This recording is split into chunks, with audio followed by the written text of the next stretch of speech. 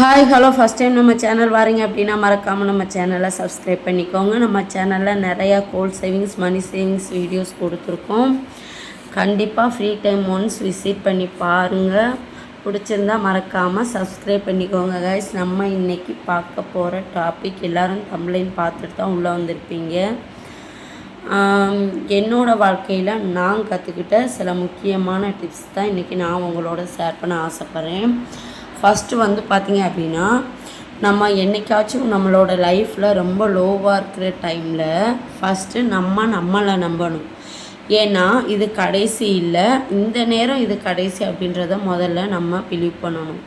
இது எதுக்காக அப்படின்னா, நிறையா டைம் நமக்கு பிரச்சனை வந்துடும். என்னடா நான் ஒன்றுமே பண்ணலையே, எனக்கு இப்படி வந்துட்டு, இல்லை எனக்கு மட்டும் ஏன் இப்படி வருது அப்படின்றத நினச்சி நம்ம ரொம்ப லோன்லியாக ஃபீல் பண்ணுவோம். பட் அப்படி நம்ம நினைக்காம பிரச்சனை கடைசி இல்லை, இந்த பிரச்சனை ஒரு நேரம் சால்வ் பண்ணிவிட்டு போய்கிட்டே இருப்போம். அடுத்த மூவ் என்ன பண்ணலாம் அப்படின்ற மாதிரி நம்ம ஃபஸ்ட்டு யோசிக்கணும். நம்ம துவண்டு போயிடக்கூடாது.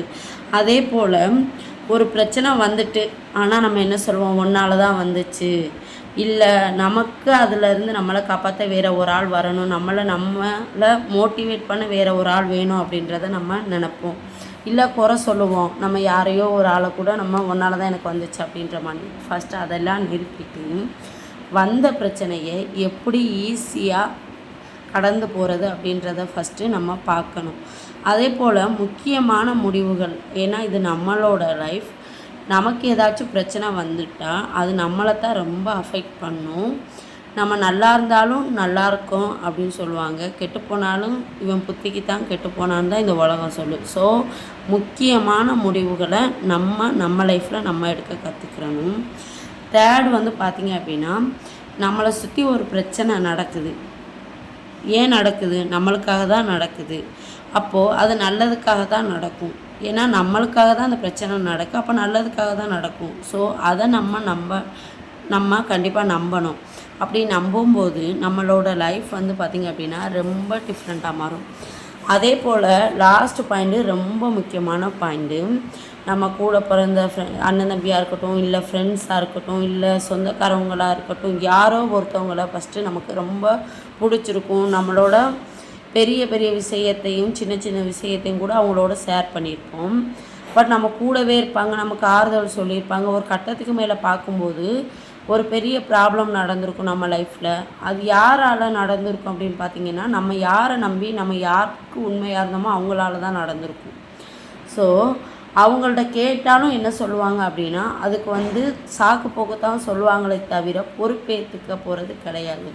அதனால் யார்கிட்டையும் நம்ம ஐடியா கேட்கணும் அப்படின்றத தவிர்த்து நம்ம என்ன செய்யலாம். இப்போது ஒரு பிஸ்னஸே நம்ம பண்ண போகிறதா இருந்தால் கூட, பிஸ்னஸ் சரி லாபம் வந்தால் நம்ம இதை பண்ணுவோம், அது நெக்ஸ்ட்டு.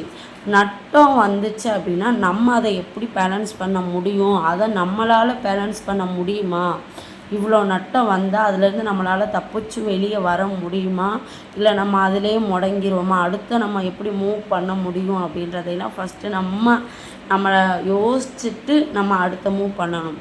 சும்மா அவங்க சொன்னாங்க இவங்க சொன்னாங்க அப்படின்றதுக்காக எந்த இதையுமே நம்ம செய்யக்கூடாது. ஏன்னா யாரும் இங்கே யாருக்குமே உண்மையாக இருக்க போகிறது கிடையாது. நீ நல்லா இருக்க எனக்கு சந்தோஷம்னு சொன்னாலும் உண்மையிலே அவன் சந்தோஷப்பட மாட்டான், மனசில் நம்மளை வஞ்சமாக தான் வச்சுருப்பாங்க. ஸோ இங்கே தாய் தாப்பனை தவிர வேறு யாரும் யாருக்கும் உண்மையாக இருக்கிறது கிடையாது. ஸோ அதை ஃபஸ்ட்டு நீங்கள் கவனிக்கணும். கணவனாக இருக்கட்டும், மனைவியாக இருக்கட்டும், பிள்ளைகளாக இருக்கட்டும், ஒரு கூட பிறந்தவங்களாக இருக்கட்டும், யாருக்கு நம்ம எவ்வளோ நல்லது செஞ்சாலும் நீ எனக்கு என்ன செஞ்ச அப்படின்ற கேள்வி மட்டும்தான் நமக்கு திரும்ப கிடைக்கும். ஸோ அதை நல்லா புரிஞ்சுக்கிட்டு நம்ம வேலையை நம்ம பார்த்தா நம்ம வாழ்க்கை நல்லாயிருக்கும். மறக்காமல் நம்ம சேனலை சப்ஸ்கிரைப் பண்ணிக்கோங்க கைஸ்.